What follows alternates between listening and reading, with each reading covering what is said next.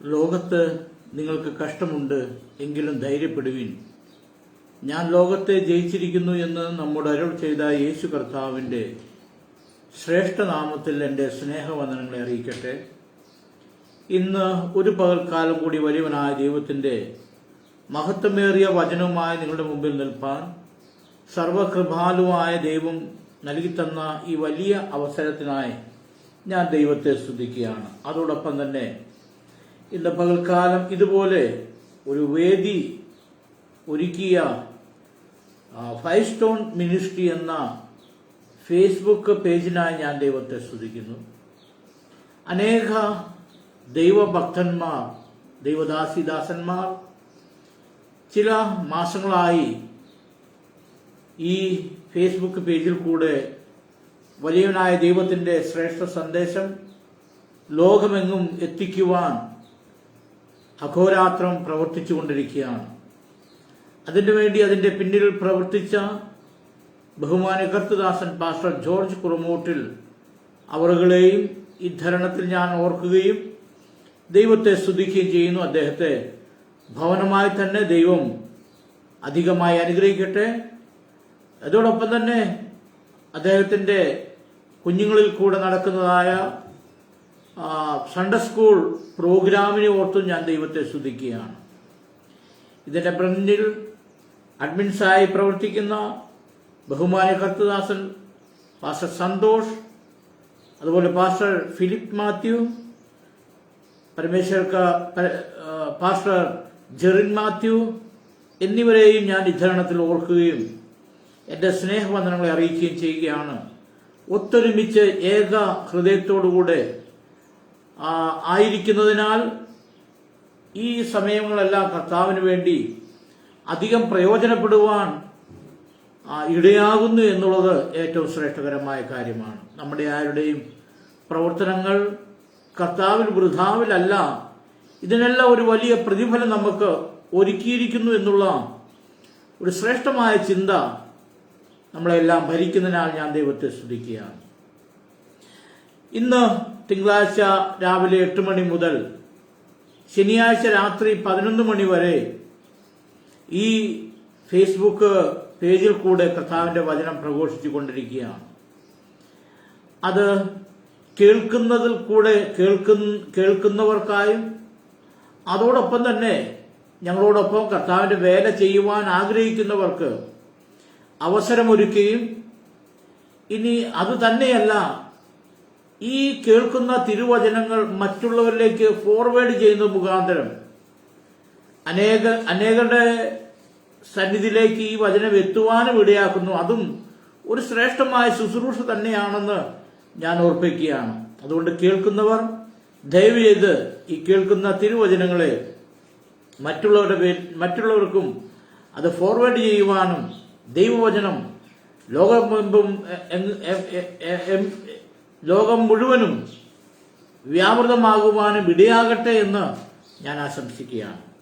നമുക്ക് അല്പസമയ ചിന്തയ്ക്ക് വേണ്ടി ഈ ആഴ്ചയിലെ ചിന്തയ്ക്കായി നൽകി തന്ന തിരുവചന ഭാഗത്തിലേക്ക് ഞാൻ കടന്നു വരുവാൻ ആഗ്രഹിക്കുകയാണ്. അതിനാധാരമായി നൽകി തന്നത് സങ്കീർത്തനങ്ങൾ 121 സങ്കീർത്തനം, അതിന്റെ 7-ാമത്തെ വാക്യമാണ് ഇന്ന് കുറിവാക്യമായി നമുക്ക് ലഭിച്ചിരിക്കുന്നത്. അത് ഇപ്രകാരമാണ്: യഹോവ ഒരു ദോഷവും തട്ടാതെ വണ്ണം നിന്നെ പരിപാലിക്കും, അവൻ നിന്റെ പ്രാണനെ പരിപാലിക്കും. ഒരു എൻകറേജ് ചെയ്യുന്ന ഒരു സന്ദേശമാണിത്. ഏതൊരു മനുഷ്യ ജീവിതത്തിനും ഏറ്റവും പ്രധാനമായ ഒരു സന്ദേശമാണ് ഇവിടെ വായിച്ചു കേട്ടത്. 2 കാര്യങ്ങളാണ് അതിൽ പ്രധാനമായി പറയുന്നത്. യഹോവ ഒരു ദോഷവും തട്ടാതെ വണ്ണം നിന്നെ പരിപാലിക്കും, അവൻ നിന്റെ പ്രാണനെ പരിപാലിക്കും. 2 പരിപാലനത്തെ ചൂണ്ടിക്കാണിച്ചുകൊണ്ട് ഒരു വ്യക്തിയെ ബലപ്പെടുത്തുന്ന ഒരു സന്ദേശമാണ്. ഇത് പലപ്പോഴും ഒരു ആത്മീകൻ മാത്രമല്ല ഇത് ആഗ്രഹിക്കുന്നത്, ഒരു ദൈവഭക്തൻ മാത്രമല്ല ഇത് ആഗ്രഹിക്കുന്നത്. മനുഷ്യജീവികളായ എല്ലാ മനുഷ്യനും ആഗ്രഹിക്കുന്ന ഏറ്റവും അത്യന്താപേക്ഷിതമായ രണ്ട് കാര്യങ്ങളാണ്. ഒന്ന്, തന്നെ തന്നെ പരിപാലിക്കുക, തൻ്റെ ആത്മാവിനെ പരിപാലിക്കുക. ഈ രണ്ട് ഉറപ്പ് നമുക്ക് ലഭിച്ചു കഴിഞ്ഞാൽ നമുക്ക് എന്തു ചെയ്യുവാൻ സാധിക്കും. മാനുഷികമായ രീതിയിലും ആത്മീയമായ രീതിയിലും ഈ രണ്ട് ഉറപ്പ് നമുക്ക് പ്രാപിച്ചുവെങ്കിൽ, നമുക്ക് ലഭിച്ചുവെങ്കിൽ, നമുക്ക് ഏതൊരു കാര്യവും സധൈര്യം മുൻപോട്ട് പോകുവാൻ, എന്തിനേയും അഭിമുഖീകരിക്കുവാൻ നമുക്ക് ഇടയായി തീരും എന്ന് ഞാൻ ഓർമ്മിപ്പിക്കുകയാണ്. അതുകൊണ്ടാണ് ഈ സന്ദേശം നൽകി തന്നിരിക്കുന്നത്. യേശു ഒരിക്കൽ ശിഷ്യന്മാരോട് പറഞ്ഞു, ഞാൻ നിങ്ങളെ ചെന്നായ്ക്കളുടെ ഇടയിൽ ആടുകളെ പോലെ അയക്കുന്നു.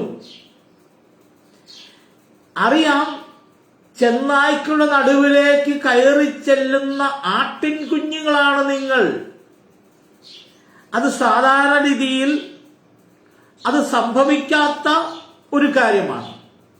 സംഭവിക്കുവാൻ സാധിക്കാത്ത, അല്ലെങ്കിൽ അവിടം വരെ ചെന്നെത്തുവാൻ കഴിയാത്ത വിധം നമുക്ക് ചിന്തിക്കുവാൻ പോലും കഴിയാത്ത ഒരു കാര്യമാണ് ഇവിടെ പറയുവാനായിട്ടിടയായിത്തീർന്നത്. അതാണ് ക്രിസ്തീയതയുടെ വെല്ലുവിളി, അതാണ് ക്രിസ്ത്യാനിറ്റിയുടെ ശ്രേഷ്ഠത. ചെന്നായ്ക്കളുടെ ഇടയിൽ ഒരു കരടിയെ പോലെയോ ഒരു ചീറ്റപ്പുലിയെ പോലെയോ വിടുവാനല്ല ദൈവം ആഗ്രഹിക്കുന്നത്. അത് ഒരു സാധാരണ കാര്യമാണ്. എന്നാൽ ഒരു അസാധാരണ കാര്യം നമ്മുടെ ജീവിതത്തിൽ ചെയ്തെടുക്കേണ്ടത് ദൈവഹിതമാണ്.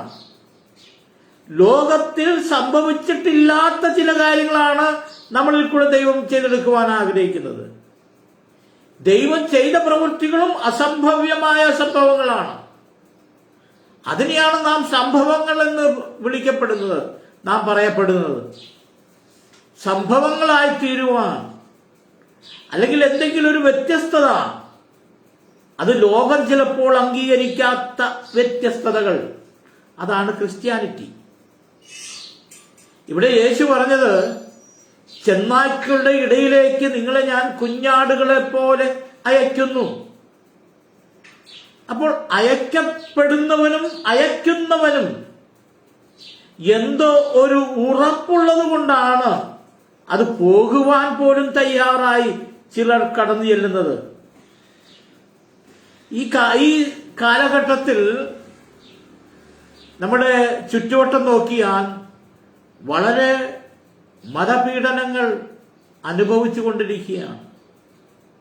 ക്രിസ്ത്യാനിറ്റിക്കെതിരായി ഇന്ന് സമൂഹം പോലും അനേകർ ഉയർത്തെഴുന്നേറ്റിരിക്കുകയാണ്, ഉണർന്നിരിക്കുകയാണ്. അവർ പീഡനങ്ങൾ അഴിച്ചുവിട്ടുകൊണ്ടിരിക്കുകയാണ്. അവർക്കറിയാം, ഒരു ദൈവ പൈതലിനെ ശാരീരികമായി അവന്റെ എതിരിട്ട് നിന്നു കഴിഞ്ഞാൽ അവൻ അതിന് മറുപടി പറയുന്ന ഒരുവനല്ല. അവർ ചെയ്യുന്ന അതേ നാണയത്തിൽ തിരിച്ചു കൊടുക്കാത്ത ഒരേ ഒരു കൂട്ടം ക്രിസ്ത്യാനികളാണ് വാസ്തവമായിട്ടുള്ള ക്രിസ്ത്യാനികൾ, ദൈവവൈദങ്ങൾ, ദൈവഭക്തന്മാർ. അതുകൊണ്ട് ഏതൊരു ഒരു ശക്തിയില്ലാത്തവന് പോലും തല്ലുവാൻ കൊള്ളുന്ന, അല്ലെങ്കിൽ ഉപദ്രവിക്കുവാൻ പറ്റുന്ന ഒരേ ഒരു കൂട്ടർ ക്രിസ്ത്യാനികളാണ്. എന്നാൽ 2000 വർഷമായിട്ടും ക്രിസ്ത്യാനിറ്റി ഭൂമിയിൽ നിന്ന് തുടച്ചു നീക്കുവാൻ സാധിച്ചില്ല എന്ന് നാം മനസ്സിലാക്കണം. Price the Lord. എന്തുകൊണ്ടാണ്? നാം അസാധാരണമായ സംഭവങ്ങളെ ചെയ്യുന്നവരാണ്, അസാധാരണ കാര്യങ്ങളെ ചെയ്യുന്നവർ. ഒഴുക്കിന് ചേർന്നൊഴുകുന്നവരല്ല, ഒഴുക്കിന് എതിരെ നീന്തി വിജയം പ്രാപിക്കുന്നവരാണ് നാം. അപ്പോൾ എന്നെ കേൾക്കുന്ന പ്രിയമുള്ളവരെ, നാം ഒരു ദൗത്യം ഏറ്റെടുത്തവരാണ്, ഒരു ദൗത്യത്തിന് വേണ്ടി നമ്മളെ ദൈവം തിരഞ്ഞെടുത്തിരിക്കുകയാണ്. അത് ഒരു അസാധാരണ കാര്യം ചെയ്യുവാൻ വേണ്ടിയാണ്, സാധാരണ കാര്യങ്ങൾ ചെയ്യുവാൻ വേണ്ടിയല്ല. ഇപ്പോൾ നമുക്കറിയാം, ദുരുപദേശകർ കുറെ നമ്മുടെ ക്രിസ്ത്യാനിറ്റിയിൽ രണ്ടു വിധത്തിലാണ് നമ്മളിപ്പോൾ ആ പ്രശ്നങ്ങളെ അഭിമുഖീകരിക്കുന്നത്. ഒന്ന് നമുക്ക് നേരിട്ട് വരുന്ന ശത്രുക്കൾ, ഒന്ന് നമ്മുടെ കൂടെ നിൽക്കുന്ന ശത്രുക്കൾ. ഏറ്റവും ഭയപ്പെടുന്ന ശത്രുക്കളാണ് കൂടെ നിൽക്കുന്ന ശത്രുക്കൾ. അവർ ദൈവരാജ്യത്തെ അടച്ചു കളയുന്നവരാണ്. അവർ നമ്മുടെ നിത്യതയെ അടച്ചു കളയുകയാണ്. അവരവരുടെ സ്വർഗീയ വാസത്തെ അടച്ചു കളയുകയാണ്. അവരുടെ ആത്മരക്ഷയെ തകർത്ത് കളയുന്നവരാണ്. കൂടെ നിൽക്കുന്നവർ വഞ്ചകരായിട്ടുള്ള അനേക ദൈവഭക്തന്മാരുടെ വേഷം കെട്ടിയ അനേകർ. അവർ ആത്മീയമായത് കൊടുക്കാതെ ഭൗതികത മാത്രം പ്രസംഗിക്കുന്നു. അവർ ലോകപരമായ കാര്യങ്ങൾ മാത്രം പ്രസംഗിക്കുന്നു. ലോക നന്മകളും ഉയർച്ചകളും അത് മാത്രമാണ് അവർ പ്രസംഗിക്കുന്നത്. എന്നാൽ ക്രിസ്തു പറയുന്നത് അതല്ല. നിങ്ങൾ ചെന്നായ്ക്കളുടെ നടുവിലേക്ക് ഞാൻ നിങ്ങളെ, അത് ചെന്നായ തന്നെയാണ് എന്ന് പറഞ്ഞുകൊണ്ടാണ് വിടുന്നത്. എന്നാൽ ഇക്കാലത്തെ ശുശ്രൂഷകർ പറയുന്നത്, ഈ ഗ്രൂപ്പിൽപ്പെട്ടവർ പ്രസംഗിക്കുന്നത് ആ ചെന്നായ്ക്കളെ കുഞ്ഞാടാക്കി ദൈവം മാറ്റും എന്നാണ്. അങ്ങനെയെങ്കിൽ നമ്മളൊരു വെല്ലുവിളിയെ, നമ്മളൊരു പോരാട്ടത്തിലല്ല, നാം ഒരു യുദ്ധസേവയിലല്ല എന്ന് ഓർത്തുകൊള്ളുക. അപ്പോൾ ഞാൻ പറഞ്ഞു വന്നതിന്റെ ആഴം, ഉദ്ദേശം, ഇവിടെ സങ്കീർത്തനക്കാരൻ പറഞ്ഞിരിക്കുകയാണ്, യഹോവ ഒരു ദോഷവും തട്ടാതെ വണ്ണം നിന്നെ പരിപാലിക്കും, അവൻ നിന്റെ പ്രാണനെ പരിപാലിക്കും. ഈ രണ്ട് ഉറപ്പാണ് നൽകി തന്നിരിക്കുന്നത്. ആ രണ്ട് ഉറപ്പ് പ്രാപിച്ചവന് മാത്രമേ ഏതൊരു വൈഷണ്യമായ വിപരീത സാഹചര്യത്തിലും അവന് മുൻപോട്ട് പോകുവാൻ സാധിക്കുകയുള്ളൂ. ആ ഉറപ്പ് നാം പ്രാപിക്കണം. ആ ഉറപ്പ് നമ്മുടെ ജീവിതത്തിൽ ഉണ്ടാകണം. വെറുതെ ഇത് വേണമെങ്കിൽ ഒരു പ്രോസ്പെരിറ്റി തിയറി ആയിട്ട് പ്രസംഗിക്കാം. അത് നിസ്സാര കാര്യമുള്ളൂ. പ്രോസ്പെരിറ്റി പ്രസംഗങ്ങളെല്ലാം നിസ്സാര കാര്യമേ ഉള്ളൂ. ഏത് വാക്യമെടുത്തും അവനൊരു 2 മണിക്കൂർ പ്രസംഗിക്കാൻ കഴിയും. എന്നാൽ അതിലെ ആത്മീയ സത്യം വെളിപ്പെടുത്തുവാൻ അല്പം ബുദ്ധിമുട്ട്. അത് പഠിക്കേണ്ടത് ആവശ്യമാണ്. അത് ദൈവത്തിൽ നിന്ന് പ്രാപിച്ചെങ്കിൽ മാത്രമേ അത് കഴിയുകയുള്ളൂ. ഞാനൊരു ദൂത് പറയാമെന്ന് പറഞ്ഞുകൊണ്ട് എനിക്കിതിൽ എന്ത് വേണമെങ്കിലും പറയാം. ആത്മാവ് പ്രേരിപ്പിച്ചെന്ന് പറഞ്ഞ് എന്ത് വേണമെങ്കിലും പറയാം. പക്ഷെ ദൈവാത്മാവ് പ്രേരിപ്പിച്ച കാര്യം പറയണമെങ്കിൽ അത് പ്രാപിച്ചെങ്കിൽ മാത്രമേ പറയുവാൻ സാധ്യമുള്ളൂ. അത് കേൾക്കുവാനായിട്ട് ചിലപ്പോൾ ആൾക്കാരെ ഇഷ്ടപ്പെട്ടെന്ന് വരത്തില്ല. കാരണം നിന്റെ മുമ്പിൽ പ്രതികൂലങ്ങൾ തന്നെയാണെന്ന് ഉള്ളതുപോലെ പറയുവാനായിട്ട് കഴിയണം. അതുകൊണ്ട് ഈ കാലഘട്ടത്തിൽ ശക്തരായ ദൈവദാസന്മാർ, ദൈവമക്കൾ, ദൈവകുഞ്ഞുങ്ങൾ എഴുന്നേൽക്കേണ്ടത് ആവശ്യമാണ്. അതുകൊണ്ട് നാം ഒരുവന് ഒരു സുവിശേഷം അറിയിക്കുന്നുവെങ്കിൽ, ഒരു ദൈവവചനം നാം അറിയിക്കുന്നുവെങ്കിൽ അവനെ ശക്തനാക്കുവാൻ ഉതകുന്നതായിരിക്കണം. അവനെ തകർത്ത് കളയുന്ന, അവനെ നിസാരനാക്കുന്ന, ബലഹീനനാക്കുന്ന സുവിശേഷം പ്രസംഗിക്കാതെ അവനെ ബലമുള്ളവനാക്കി തീർക്കുന്ന മെസ്സേജുകൾ കൊടുക്കുക. മുമ്പിൽ വലിയ വിഷയങ്ങളാണ് നമുക്ക് അഭിമുഖീകരിക്കേണ്ടതുള്ളത്. ശത്രു മുമ്പിൽ വാളോങ്ങി നിൽക്കുമ്പോൾ ആ വാളിനെ ഭയപ്പെടാതെ മുൻപോട്ട് പോകുവാൻ ശക്തന്മാരെ ദൈവാത്മാവ് ഈ നാളുകളിൽ തിരയുകയാണ്. നമ്മുടെ ഈ അന്ത്യനാളുകളിലേക്ക് ഏറ്റവും അടുത്തിരിക്കുകയാണ്. ഇപ്പോൾ ഛത്തീസ്ഗഡിൽ പോലും മതപീഡനങ്ങൾ, ക്രിസ്ത്യാനിക്കെതിരായി അനേകരെ എഴുന്നേറ്റിരിക്കുകയാണ്. അവിടെയെല്ലാം ക്രിസ്തുവിന് വേണ്ടി നിൽക്കുവാൻ കഴിഞ്ഞത് ശക്തരായി ദൈവത്തിനു വേണ്ടി ജീവത്യാഗം പോലും ചെയ്യുവാൻ അവർ സന്നദ്ധരാണ് എന്ന് ഉറപ്പുള്ളത് കൊണ്ടാണ്. അതുകൊണ്ട് എന്നെ കേൾക്കുന്നവരെ, നമുക്ക് ഉറപ്പ് പ്രാപിക്കേണ്ട കാര്യമാണ്. ചില കാര്യങ്ങളുണ്ട്, അത് നാം ഉറപ്പ് പ്രാപിക്കണം. ഞാൻ ഈ വേദവചനത്തിലേക്ക് കടന്നു വരുവാൻ ആഗ്രഹിക്കുകയാണ്. അല്പകാര്യം ചിന്തിച്ച് എന്നെ ഏൽപ്പിച്ചതായ ഒരു ദൗത്യം എനിക്കത് മാത്രമേ ചെയ്യുവാൻ കഴിയുകയുള്ളൂ എന്ന് ഞാൻ വ്യക്തമായി അറിയുന്നത് കൊണ്ടും അതിലേക്ക് കടന്നു പോകുവാനും ഞാൻ ആഗ്രഹിക്കുകയാണ്. ഇവിടെ 121 സങ്കീർത്തനം, ഇവിടെ നമുക്കറിയാം 120 സങ്കീർത്തനം മുതൽ 134 സങ്കീർത്തനം വരെയുള്ള സങ്കീർത്തന ഭാഗങ്ങൾ ആരോഹണ സങ്കീർത്തനങ്ങൾ എന്നാണ് അറിയപ്പെടുന്നത്. ആരോഹണ സങ്കീർത്തനങ്ങൾ. അത് ആരാണ് അത് എഴുതിയത് എന്ന് വ്യക്തതയില്ല.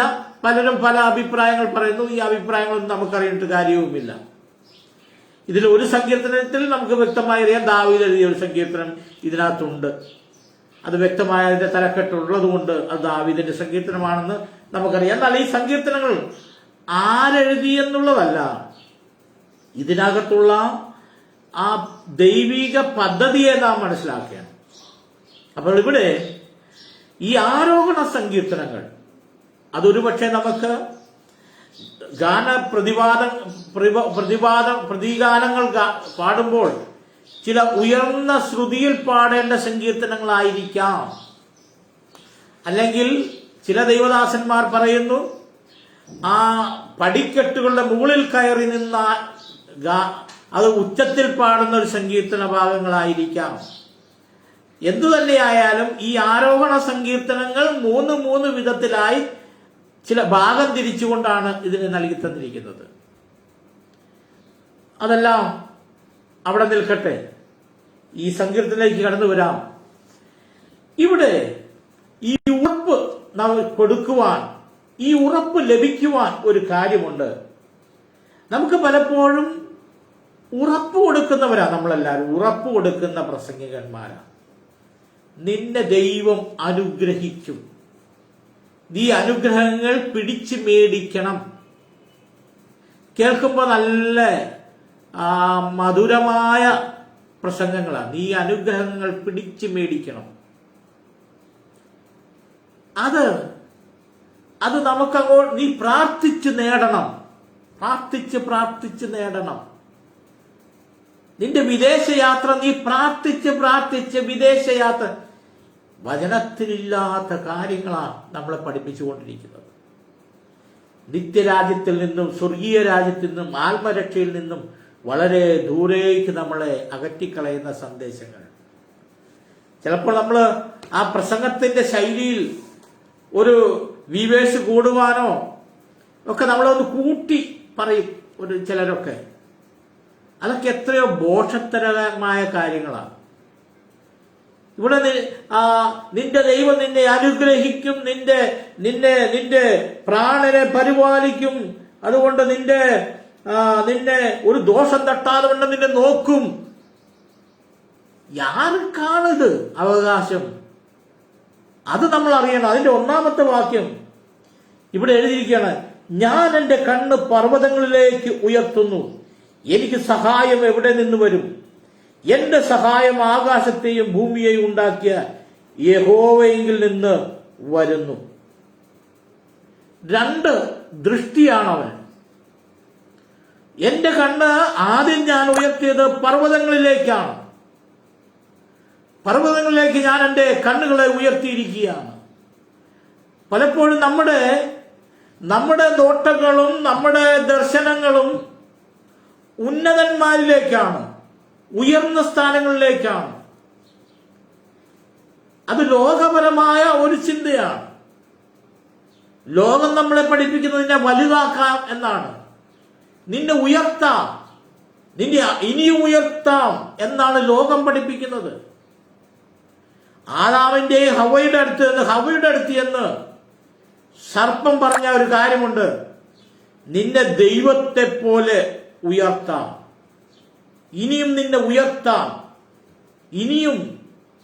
അതാണ് പിശാച് സർപ്പം കൊടുത്ത ഒരു സന്ദേശം, നിന്നെ ഞാൻ ഉയർത്താമെന്നാണ്. അപ്പോൾ നാം എല്ലാം ഉന്നതികളിലേക്കാണ് നോക്കുന്നത്. യേശുവിനോട് ഒരിക്കൽ ആ ശിഷ്യന്മാർ ചോദിച്ചു, യെരുശലേം ദേവാലയത്തിന്റെ അതിൽ കടന്നു പോകുമ്പോൾ ഈ ദേവാലയത്തെ ചൂണ്ടിക്കാണിച്ചുകൊണ്ട് ഇതെത്ര വലിയ കല്ലുകൾ കൊണ്ട് പണിതിരിക്കുന്നു, ഇതിന്റെ മഹത്വം എത്ര മഹത്വം, ഇതിനെന്താകുമെന്ന് ചോദിച്ചപ്പോൾ യേശു പറഞ്ഞു, കല്ലിന്മേൽ കല്ല് ശേഷിക്കാതെ വണ്ണം ഇത് തകർന്നു പോകും. Praise the lord. ലോകത്തിലെല്ലാ മഹാന്മാരും മഹത്തുക്കളും വലിയതെന്ന് പേർ ചൊല്ലിയ സകലതും തകർന്നടിഞ്ഞപ്പോൾ മഹോന്നതനായ ദൈവം മണ്ണിൽ വന്ന് മനുഷ്യനെ പോലെ ക്രിമിതുല്യനായി ഭൂമിയിൽ കൂടെ ഉഴറി നടന്നവൻ സകലത്തെയും ജയിക്കുവാനിടയായെങ്കിൽ അതാണ് ശ്രേഷ്ഠത. അതിനെയാണ് നാം ശ്രേഷ്ഠത എന്ന് പറയുന്നത്. നാം വലിയതിനെ പ്രാപിക്കുവാനല്ല ദൈവം ആഗ്രഹിക്കുന്നത്, നാം ചെറുതാകുവാനാണ് ദൈവവചനം പഠിപ്പിക്കുന്നത്. യേശു കർത്താവ് ഭൂമിയിൽ വന്ന് ശിഷ്യന്മാരോട് കൂടെ തന്റെ ശുശ്രൂഷ നിറപടിയായി ചെയ്ത് അവസാന സമയത്ത് ശിഷ്യന്മാരുടെ പാദപീഠത്തിൽ അവൻ ഇരുന്നു കൊണ്ട് അവരുടെ കാലുകൾ കഴുകുന്നതായ ശുശ്രൂഷ. നമുക്ക് ചെറുതാകുവാൻ കഴിയുമോ? അതാണ് ശ്രേഷ്ഠത. എന്റെ കണ്ണ് പർവ്വതങ്ങളിലേക്ക് ഉയർത്തിയിട്ടൊന്നും എനിക്ക് യാതൊരു മറുപടിയും ലഭിച്ചില്ല. പിന്നെ എനിക്കൊന്ന് മനസ്സിലാക്കി, എനിക്ക് സഹായം ചെയ്യുന്നത് യഹോവ മാത്രം. ഹല്ലേലൂയ. അവിടെ പറയുന്നത് എനിക്ക് സഹായം എവിടെ നിന്ന് വരും?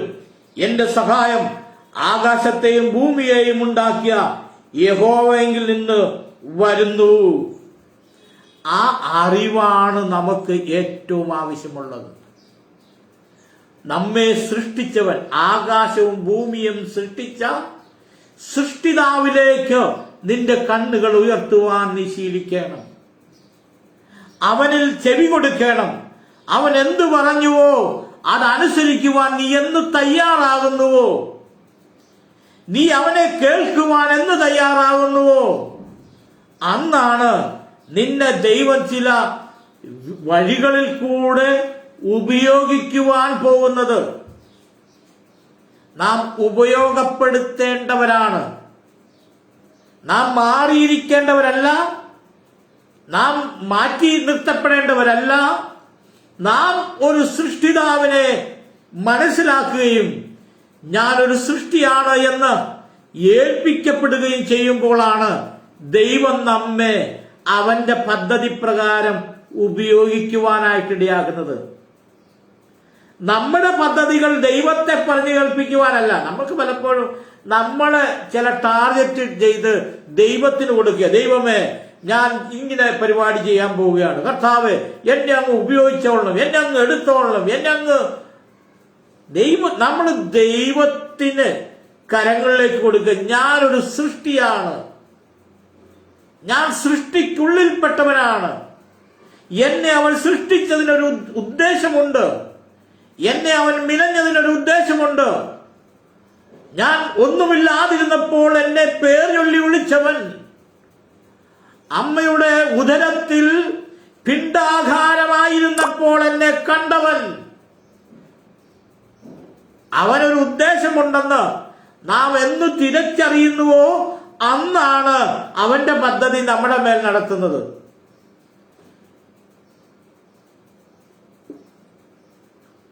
അല്ലാതെ നമ്മുടെ പദ്ധതി ദൈവത്തെ കൊണ്ട് നടത്തുവാനല്ല നാം ക്രിസ്തുവിലായത്, ദൈവത്തിലായത്. നാം ദൈവത്തിന്റെ കരങ്ങളിൽ ഇണങ്ങിയ ആയുധമായി തീരുമ്പോഴാണ് അവൻ നമ്മെ ഉപയോഗിക്കുവാനായിട്ടിടയായിത്തീരുന്നത്. ഇവിടെ പറയുകയാണ്, അതിനുശേഷം ഒരു 10 വിധ കാര്യങ്ങൾ ഇവിടെ പറയുകയാണ്. 10 വിധമാകുന്ന കാര്യങ്ങൾ. ഒന്ന്, നിന്റെ കാൽ വഴുതുവാൻ അവൻ സമ്മതിക്കുകയില്ല. അതിന് രണ്ടാമത്, നിന്നെ കാക്കുന്നവൻ മയങ്ങുകയില്ല. മൂന്നാമത്, അവൻ നിന്റെ പരിപാലകനായ കൂടെയിരിക്കും. നാലാമത്, അവൻ മയങ്ങുകയില്ല, ഉറങ്ങുകയില്ല. അഞ്ചാമത്, അവൻ നിന്റെ പരിപാലകൻ. 6, അവൻ നിനക്ക് തണൽ. 7, നിനക്കൊരു ബാധയും ഏൽക്കാതവണ്ണം അവൻ സൂക്ഷിക്കും. 8, അവൻ നിന്നെ പരിപാലിക്കും. 9, അവൻ നിന്റെ പ്രാണനെ പരിപാലിക്കും. 10, അവൻ നിന്റെ ഗമനത്തെയും ആഗമനത്തെയും എന്നുമെന്നും പരിപാലിക്കും. ആർക്ക്? യഹോവ എന്റെ ദൈവമാണെന്നും ഞാൻ അവന്റെ സൃഷ്ടിയാണെന്നും അവൻ ഉപയോഗിക്കപ്പെടുവാൻ ഞാൻ എന്നെ തന്നെ ഏൽപ്പിക്കപ്പെടുകയും ചെയ്യുന്നവന്. അല്ലാത്തവനല്ല. അല്ലാത്തവനോട് ഈ പ്രസംഗം പ്രസംഗിച്ചാൽ അവൻ വിചാരിക്കും ഞാൻ എവിടെയാണെങ്കിലും ദൈവം എന്നെ പരിപാലിക്കും, ദൈവം എന്നെ സൂക്ഷിക്കും, ദൈവം എന്നെ നടത്തും, ദൈവം എന്നെ അനുഗ്രഹിക്കും, ദൈവം എന്നെ വിദേശത്തയക്കും, ദൈവം എന്നെ പ്ലെയിനെ കയറ്റും. ഇതൊക്കെ അല്ലാത്തവനല്ല കേൾക്കുമ്പോ സുഖമാ. പക്ഷെ ആരെ? യഹോവ സൃഷ്ടിതാവായ ഒരു ദൈവമുണ്ടെന്നും ഞാൻ അവന്റെ സൃഷ്ടിയാണെന്നും ഞാൻ അവനുള്ളവനാണെന്നും ഞാൻ എന്ന് മനസ്സിലാക്കുന്നുവോ അന്നാണ് എന്നെ അവൻ ഉപയോഗിക്കുന്നത്. ആ ഉപയോഗത്തിൽപ്പെട്ട കാര്യങ്ങളാണ് അത്. ഞാൻ എവിടെയാണെങ്കിലും ദാവീദ് പറഞ്ഞു 23-ാം സങ്കീർത്തനത്തിൽ, യഹോവ എന്റെ ഇടയനാകുന്നു, എനിക്ക് മുട്ടുണ്ടാകുകയില്ല. അവൻ എന്നെ പച്ചയുള്ള പുൽപ്പുറങ്ങളിലേക്ക് നടത്തുന്നു, സ്വസ്ഥതയുള്ള വെള്ളത്തിനരിയത്ത് കിടത്തുന്നു, അവൻ എന്നെ പോറ്റുന്നു, അവൻ എന്നെ നടത്തുന്നു, കിടത്തുന്നു, ഇതെല്ലാം ചെയ്യുന്നു. കൂരിരുട്ടാഴ്വരയിൽ കൂടെ നടന്നാലും ഞാൻ ഒരു അനർത്ഥവും ഭയപ്പെടും. കാരണം ഞാൻ എന്റേതല്ലാതായിത്തീരുകയാണ്. ഞാൻ എന്റേതല്ലാതായിത്തീരുന്നത് അപ്പോൾ അവൻ എന്റെ പരിപാലകൻ. ഞാൻ എന്റേതല്ലാതായിത്തീരുന്നുവോ അപ്പോൾ അവൻ എന്റെ സംഭാലകൻ. ഞാൻ എന്റേതല്ലാതായിത്തീരുന്നുവോ അന്ന് എന്റെ കാൽ വഴുതുവാൻ അവൻ സമ്മതിക്കുകയില്ല. ഞാൻ എന്റേതല്ലാതായി എപ്പോൾ തീരുന്നുവോ അന്ന് മുതൽ അവൻ എന്റെ പരിപാലൻ. ഉറങ്ങാതെ മയങ്ങാതെ അവൻ എന്നെ പരിപാലിക്കും. നാം നമ്മുടേതല്ലാതായി തീരുവാൻ കഴിയുമോ? അങ്ങനെയെങ്കിൽ അവൻ നമ്മളെ പലയിടത്തും അയക്കും, പലയിടത്തും അവൻ നമ്മളെ വെക്കും, പലയിടത്തും നമ്മളെ വിടും. അപ്പോസ്തലനായ പൗലോസ് ശൗലായിരുന്നപ്പോൾ എന്റെ നാമത്തിന് വേണ്ടി കഷ്ടം സഹിക്കുവാൻ തിരഞ്ഞെടുത്തൊരു പാത്രം, ഇനി ഇവൻ എന്തെല്ലാം വ്യതകൾ അനുഭവിക്കേണ്ടതാണെന്ന് ഞാൻ നിങ്ങളെ കാണിച്ചു തരാമെന്ന് അവനെ ഞാൻ പഠിപ്പിക്കുന്ന പറഞ്ഞ്. അതുവരെ വലിയ വീരനായി നടന്നവനാണ്, ക്രിസ്ത്യാനികൾക്കെതിരായി നടന്നവനാണ്. ആലളിയ ഗമാലിയലിന്റെ പാദപീഠത്തിലിരുന്ന് പഠിച്ച വലിയ മഹാനാണ്, ജ്ഞാനിയായിരുന്നു, സമ്പത്തുള്ളവനായിരുന്നു. എന്നാൽ ദൈവം ഒരിക്കൽ അവനെ പിടിച്ചു, ദമസ്കോസിന്റെ പടിവാതിൽക്കൽ വെച്ച് അവനെ ഒന്ന് തൊട്ടു. അവന്റെ മേൽ യേശു കർത്താവ് ഒരു കയ്യൊപ്പിട്ടു. ഇവൻ ഇന്നു മുതൽ എന്റെ വക എന്ന് ആ കൈ ഇട്ടപ്പോൾ മുതൽ യേശു പറയാണ്, ഇനി ഞാൻ എന്റെ നാമം സഹിക്കുവാനും എന്റെ നാമത്തിൽ എത്രമാത്രം കഷ്ടത സഹിക്കണമെന്നും അടികൊള്ളണമെന്നും എന്തെല്ലാം പീഡകൾ സഹിക്കണമെന്നും ഞാൻ ഇവനെ ഉപയോഗിക്കാൻ പോവുകയാണ്. എന്നെ കേൾക്കുന്നവരെ, ഞാൻ എന്റേതല്ലാതായി തീരുന്ന അവസരത്തിനായാണ് ദൈവം കാത്തിരിക്കുന്നത്. നീ നിന്റേതല്ലാതായി എന്ന് തീരുന്നുവോ? ഹല്ലേലൂയ. നമുക്ക് ആശ്രയിപ്പാൻ അനേക പർവ്വതങ്ങളും മലകളും കുന്നുകളും എല്ലാം ഉണ്ട്, പല മഹാന്മാരുണ്ട്. എന്നാൽ അതെല്ലാം ഉപേക്ഷിച്ചപ്പെട്ട് ആകാശത്തെയും ഭൂമിയെയും സൃഷ്ടിച്ച ഒരു സൃഷ്ടിതാവ്, അവൻ എന്റെ സൃഷ്ടിതാവാണ്, എന്നെ അറിയുന്നവനാണ്, എന്നെ ഉള്ളതുപോലെ അറിയാവുന്നവൻ. അവനിൽ ഞാൻ എന്നെ തന്നെ ഏൽപ്പിക്കപ്പെടുമ്പോൾ ആ നിമിഷം മുതൽ അവൻ എന്നെ നടത്തുന്നവൻ, അവൻ എന്നെ കിടത്തുന്നവൻ, അവൻ എന്നെ പരിപാലിക്കുന്നവൻ, ഒരു ദോഷവും തട്ടാതെ നോക്കുന്നവൻ. കാരണം ഇനി അവന്റെ വകയാ, ഇനി അവനാ അതെല്ലാം നോക്കേണ്ടത്. ഞാൻ എന്താകണമെന്ന് അവൻ എന്നെ വില കൊടുത്തു വാങ്ങിയപ്പോൾ, അവൻ എനിക്ക് വേണ്ടി ഒരു മറുവില കൊടുത്തപ്പോൾ ഞാൻ എന്റേതല്ലാതായി തീർന്നിരിക്കുകയാണ്. ഞാൻ അവന്റെ കയ്യിലിരുന്നുകൊണ്ട് ലോക നന്മകളെ നോക്കി ഞാൻ വീണ്ടും പർവ്വതത്തിലേക്ക് നോക്കിയാൽ അത് ഏറ്റവും അപഹാസ്യകരമായ കാര്യമാണ്. അതുകൊണ്ടാണ് ഞാൻ ഇടയ്ക്കിടയ്ക്ക് ഓർമ്മിപ്പിക്കുന്നത്, നാം ക്രിസ്തുവിന്റെ വകയാണെങ്കിൽ നാം ഇനി ലോക നന്മകളിലേക്ക് നോക്കി അത് നിനക്ക് ലഭിക്കും, ഇത് നിനക്ക് ലഭിക്കുമെന്ന്. ഈ ട്രെയിനിൽ കൂടെ യാത്ര ചെയ്യുമ്പോൾ കുഞ്ഞുങ്ങൾ കടകളിലുള്ള സാധനങ്ങളെ ചൂണ്ടി അത് എന്റേതാണ്, എന്റേതാണെന്ന് പറയുന്ന അതേ നാണം കെട്ടതായ അവസ്ഥ നമുക്കറിയാം. കുഞ്ഞുങ്ങളുമായി യാത്ര ചെയ്യുമ്പോൾ, ട്രെയിനിലൊക്കെ യാത്ര ചെയ്യുമ്പോൾ അവർ ചില പട്ടണങ്ങളിലേക്ക് കടന്നു പോകുമ്പോൾ ആ വീട് എന്റേതാണ്, അല്ലെ ഈ ഈ നല്ല കളിവസ്തുക്കള് കളിസാധനങ്ങളൊക്കെ വെച്ചിരിക്കുന്ന കടയെ നോക്കി പറയും, ഓ ആ കാർ എന്റേതാണ്, ഈ സൈക്കിൾ എന്റേതാണെന്നൊക്കെ പറയുന്നത് കേൾക്കാം. പക്ഷെ അവൻ യാത്ര ചെയ്തുകൊണ്ടിരിക്കുക. പക്ഷെ വാസ്തവമായി നോക്കി അതൊരു മൂഢത്തരമല്ലേ? ലോക നന്മകളിലേക്കാണ് നമുക്ക് മുമ്പിൽ തുറന്നിട്ടിരിക്കുന്ന ആ ജാലകങ്ങൾ ലോക നന്മകളെ ചൂണ്ടിക്കാണിക്കുകയാണ്. അതാണ് ദുരുപദേശകന്മാർ നമ്മുടെ ഇടയിൽ കടന്നു വന്നിരിക്കുന്നത്. അവർ നമ്മൾ സ്വർഗരാജ്യത്തേക്ക് യാത്ര ചെയ്യുമ്പോൾ നമ്മുടെ മുമ്പിലുള്ള ചെറിയ ചെറിയ ജാലകങ്ങൾ തുറന്നിട്ടുകൊണ്ട് കാണിച്ചു തരികയാണ്, ആ കാണുന്നതെല്ലാം നിന്റെയും കൂടെയാണ്, അതൊരിക്കൽ നിന്നിൽ നിന്ന് നഷ്ടപ്പെട്ടതാണ്. ഏതൻ പറുദീസ നിന്നെ നഷ്ടപ്പെട്ടതല്ലേ എന്ന് ചോദിക്കുമ്പോൾ നമുക്ക് തോന്നിയാക്കാം, ഏതൻ പറുദീസ നഷ്ടപ്പെട്ടതല്ലേ.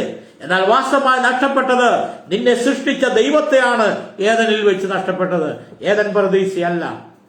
അവിടുത്തെ സുഖ സൗകര്യങ്ങളല്ല, അവിടുത്തെ പച്ചപ്പല്ല, അവിടുത്തെ മറ്റു സൗകര്യങ്ങളല്ല നിനക്ക് നഷ്ടപ്പെട്ടത്.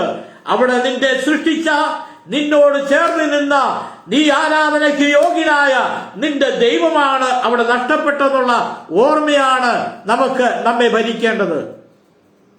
എന്നാൽ ലോകം നമ്മെ പഠിപ്പിക്കുന്നത്, ദുരുപദേശം പഠിപ്പിക്കുന്നത് ആ ഏതനിലെ നന്മയാണ് നമുക്ക് നഷ്ടപ്പെട്ടതെന്ന്. അല്ല, നമുക്ക് നഷ്ടപ്പെട്ടത് നമ്മുടെ സൃഷ്ടിതാവായ ദൈവത്തെയാണ്. അതുകൊണ്ടാണ് ഇവിടെ ഈ സങ്കീർത്തനക്കാരൻ പറയുന്നത്, ഹല്ലേലൂയ, സകലത്തെയും നിർമ്മിച്ച യഹോവ, ഞാൻ എന്റെ കണ്ണ് പർവ്വതങ്ങളിലേക്ക് ഉയർത്തുന്നു, എനിക്ക് സഹായം എവിടെ നിന്ന് വരും? പലനാളും ആഗ്രഹിച്ചതാണ്. എന്നാലും പറയാ, എന്റെ സഹായം വാസ്തവമായി ആ ഉറവിടത്തെ അവൻ കണ്ടെത്തുകയാണ്. ആ ഉറവിടത്തെ, എന്റെ സഹായം ആകാശത്തെയും ഭൂമിയെയും നിർമ്മിച്ച യഹോവയിൽ നിന്നാകുന്നു. പ്രൈസ് ദി ലോർഡ്, ഹല്ലേലൂയ. ആ ഉറവിടം കണ്ടെത്തുവാൻ ഞാൻ നിങ്ങൾക്ക് ആഹ്വാനം ചെയ്യുകയാണ്. ദൈവത്തിന് സ്തോത്രം. ഇവിടെ നമുക്കറിയാം, ഈ വാക്യത്തിന്റെ ആ വാക്യത്തിലേക്ക് ഒന്നുകൂടെ കടന്നു വന്ന് ഞാൻ എന്റെ സമയത്തിൽ നിന്ന് വേർതിരിക്കുവാൻ ആഗ്രഹിക്കുകയാണ്. ഇവിടെ പറയുകയാണ്, യഹോവ ഒരു ദോഷവും തട്ടാതെ വണ്ണം നിന്നെ പരിപാലിക്കും, അവൻ നിന്റെ പ്രാണനെ പരിപാലിക്കും. ഒരു പഴയ നിയമഭക്തൻ അവിടം കൊണ്ട് അവസാനിപ്പിച്ചപ്പോൾ ഒരു പുതിയ നിയമഭക്തന് ഇനിയും ഏറെ ചിന്തിക്കുവാനുണ്ട്. അവൻ ഇനി ഏറെയും അവന് ലഭിച്ചിട്ടുണ്ട്. പഴയ നിയമഭക്തന് ആ ശാരീരികമായ നന്മകളും അവന്റെ ആത്മാവിന്റെ പരിപാലനവും യുദ്ധക്കളത്തിൽ അവന് നേടിയിട്ടതായ ആ ദൈവത്തിന്റെ പ്രത്യക്ഷമായ അനുഗ്രഹങ്ങൾ അവന് കണ്ടപ്പോൾ ഒരു പുതിയ നിയമഭക്തന് ഇനിയുമേറെ അവന് പറയുവാനുണ്ട്. ഹല്ലേലൂയ. ഒരിക്കലും നമുക്കറിയാം, അതിന് നമുക്ക് സങ്കീർത്തന പുസ്തകം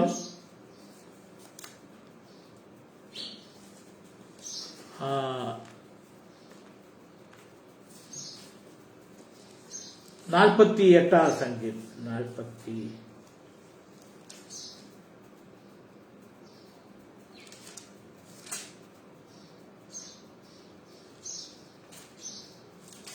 അവിടെ നമുക്ക് ഒരു കാര്യം നമുക്ക് വ്യക്തമാവുന്നുണ്ട്.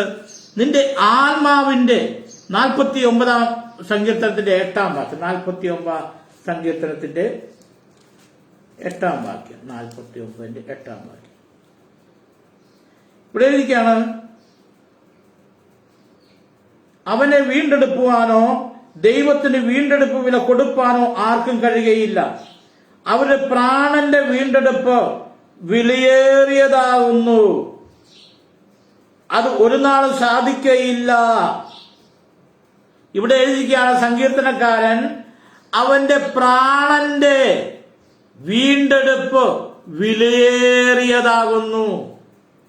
പഴയ നിയമഭക്തൻ അവിടം കൊണ്ട് അവസാനിച്ചപ്പോൾ അവന്റെ പ്രാണന്റെ വീണ്ടെടുപ്പ് വിലയേറിയതാണെന്ന് പറഞ്ഞുകൊണ്ട് അവൻ പിന്നെ മുൻപോട്ടൊന്നും ചിന്തിക്കുവാൻ കഴിയാതിരുന്നപ്പോൾ, ഒരു ഭക്തന്റെ മരണം സന്തോഷകരമായുള്ള മരണം മാത്രം ആഗ്രഹിച്ചുകൊണ്ട് ആ മരണത്തിന് അധീനരായി തീർന്നുകൊണ്ട് മരണത്തിന് ശേഷം ഒരു പ്രത്യാശ ഇനി എങ്ങനെ ആയിത്തീരുമെന്ന് പോലും അറിയാതെ അതിന്റെ വീണ്ടെടുപ്പ് വലിയ വിലയേറിയതാണെന്ന് പറഞ്ഞുകൊണ്ട് പഴയ നിയമ ഭക്തന്മാർ ഈ ലോകത്ത് മരണമടഞ്ഞപ്പോൾ പുതിയ നിയമത്തിലേക്ക് കടന്നു വരുന്ന ഭക്തന്മാർക്ക് ജയഘോഷപേരി മുഴക്കുവാൻ തക്കവണ്ണം യേശു തമ്പുരാൻ ഭൂമിയിലേക്ക് അവതാരം ചെയ്തുകൊണ്ട് 2 കൊരിന്ത്യർ അതിന്റെ 15-ാം അധ്യായത്തിന്റെ 55 മുതലുള്ള വാക്യത്തിൽ നമുക്ക് കാണാം.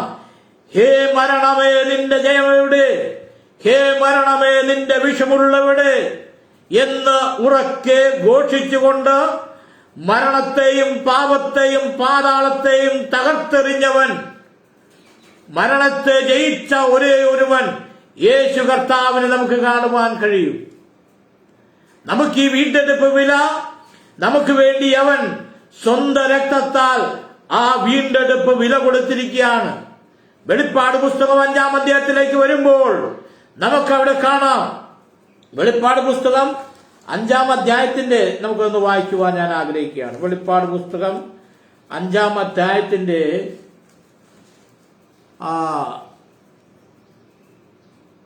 അതിന്റെ 9-ാം വാക്യം. പുസ്തകം വാങ്ങുവാനും അതിന്റെ മുദ്ര പൊട്ടിപ്പാനും നീ യോഗ്യൻ.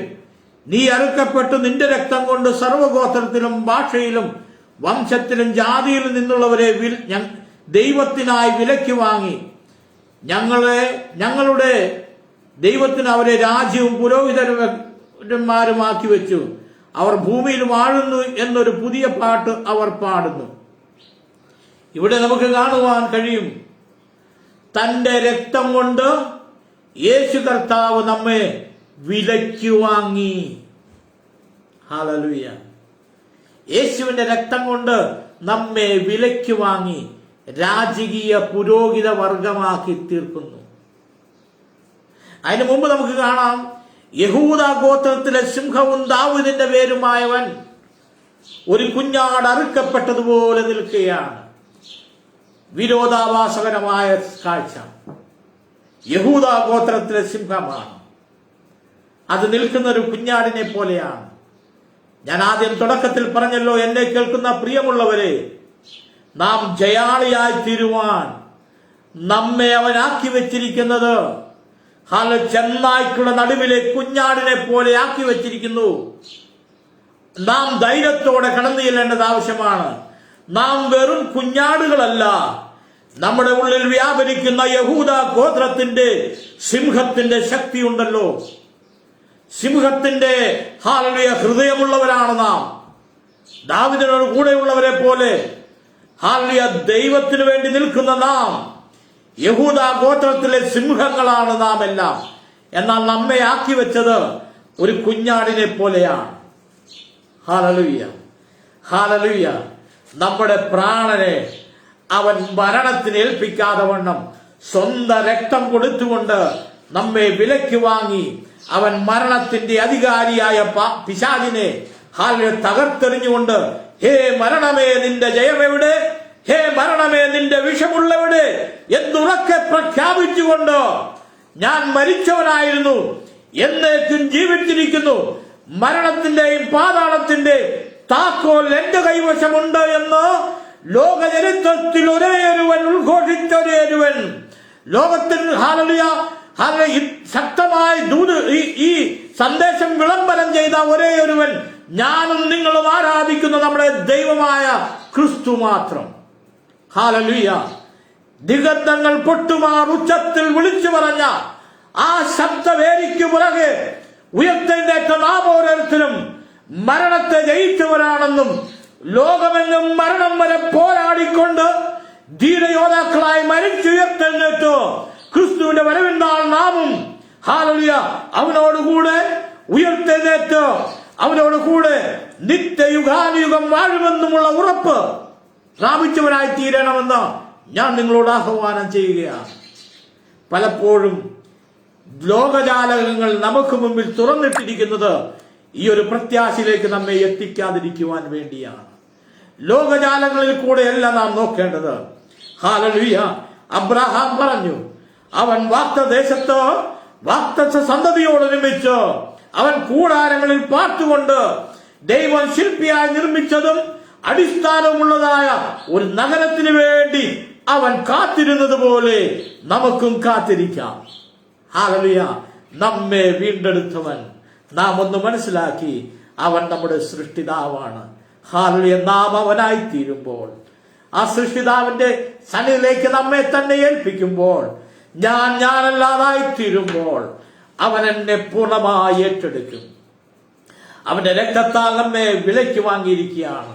അവൻ നമ്മെ മരണത്തിൽ ഏൽപ്പിക്കാതെ വണ്ണം നമ്മുടെ ആത്മാവിന്റെ നിത്യരക്ഷ അവൻ നമുക്ക് ഒരുക്കി തന്നു. ഹല്ലേലൂയ. നമുക്ക് അവന്റെ വരവിന് വേണ്ടി ഒരുങ്ങാം പ്രിയരെ. ലോകത്ത് വലിയ കോലാഹലങ്ങൾ ഇളകിക്കൊണ്ടിരിക്കുകയാണ്. നമ്മളെ തകർത്തു കളയുവാൻ അനേകർ എഴുന്നേറ്റിരിക്കുകയാണ്. എന്റെയും നിന്റെയും ഒരു വാക്ക്, ഒരു സന്ദേശം ഒരു പോരാളിയെ എഴുന്നേൽപ്പിക്കുന്നുവെങ്കിൽ, ശക്തനായ ഒരു പോരാളിയെ എഴുന്നേൽപ്പിക്കുന്നുവെങ്കിൽ, ജീവനോ മരണമോ ഭയപ്പെടാതെ വണ്ണം ക്രിസ്തുവിന് വേണ്ടി എഴുന്നേറ്റ് നിൽക്കുന്ന ഒരുവനെ ഉയർത്തെഴുന്നേൽപ്പിക്കുന്നുവെങ്കിൽ, അതായിരിക്കും നമ്മുടെ ഏറ്റവും വലിയ സന്ദേശം. അതായിരിക്കും ദൈവത്തിന്റെ നമ്മളിൽ കൂടെയുള്ള ആഗ്രഹം. അതുകൊണ്ട് നാം ലഭിക്കുന്ന ഒരു സമയം ഒരുവനെ നിസാരനാക്കാതെ, ലോകനന്മ ചൂണ്ടിക്കാണിച്ചുകൊണ്ട്, ലോകത്തിന്റെ ഉന്നതികൾ ചൂണ്ടിക്കാണിച്ചുകൊണ്ട്, ഇന്നല്ലെങ്കിൽ നാളെ നശിച്ചു പോകുന്ന, തീക്കിരയായി പോകുന്ന ഒന്നിനെയും നമ്മൾ പ്രൊമോട്ട് ചെയ്യാതെ, ക്രിസ്തുവിന്റെ നിന്ന വലിയ ധനമെന്ന് എണ്ണുവാൻ പഠിപ്പിക്കുന്നുവെങ്കിൽ, ക്രിസ്തുവിന്റെ ദാരിദ്ര്യമാണ് നിന്റെ അനുഗ്രഹത്തിന്റെ അളവുകോലെന്ന് പഠിപ്പിക്കുവാൻ ശീലിപ്പിച്ചുവെങ്കിൽ, അതായിരിക്കും ഏറ്റവും ശ്രേഷ്ഠമായ ശുശ്രൂഷ. ഈ 121 സങ്കീർത്തനത്തിന്റെ ഹല്ലേലൂയ അതിന്റെ 7-ാം വാക്യം ഒരിക്കൽ കൂടെ വായിക്കുവാൻ ഞാൻ ആഗ്രഹിക്കുകയാണ്. ഇപ്രകാരം എഴുതിയിരിക്കുകയാണ്: യഹോവ ഒരു ദോഷവും തട്ടാതെ വണ്ണം നിന്നെ പരിപാലിക്കും. ഹല്ലേലൂയ.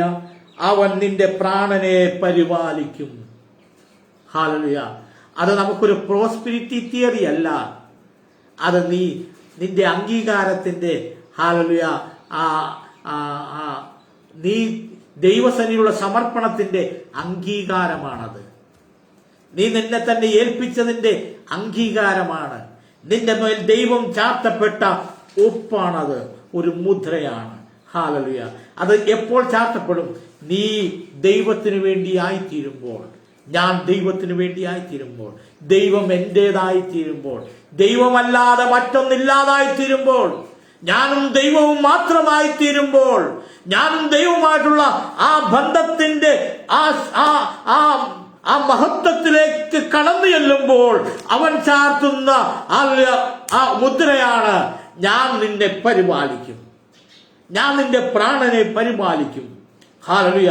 മരണത്തിന് ഏൽപ്പിക്കാതെ, ആ മരണത്തിന്റെ വിഷമുള്ളിനെ ഏൽപ്പിക്കാതെ, അന്ധകാരത്തിന് ഏൽപ്പിക്കാതെ, ഒരു പൊൻപുലരി നിനക്ക് വേണ്ടിയുണ്ട്, ഞാൻ വേഗം വരാറായി. യേശു പറഞ്ഞു, ഇതാ ഞാൻ വേഗം വരുന്നു. നമുക്കും ഹൃദയത്തിൽ കൈവച്ചുകൊണ്ട് നമുക്കും വിളിച്ചു പറയാം: ആമേൻ കർത്താവേ, ഞാൻ ഒരുങ്ങിയിരിക്കുന്നു, ഞാൻ അനേകരെ ഒരുക്കിയിരിക്കുന്നു. ആമേൻ കർത്താവേ, വേഗം വരണമേ. ആമേൻ, ആമേൻ, ആമേൻ. Praise the Lord.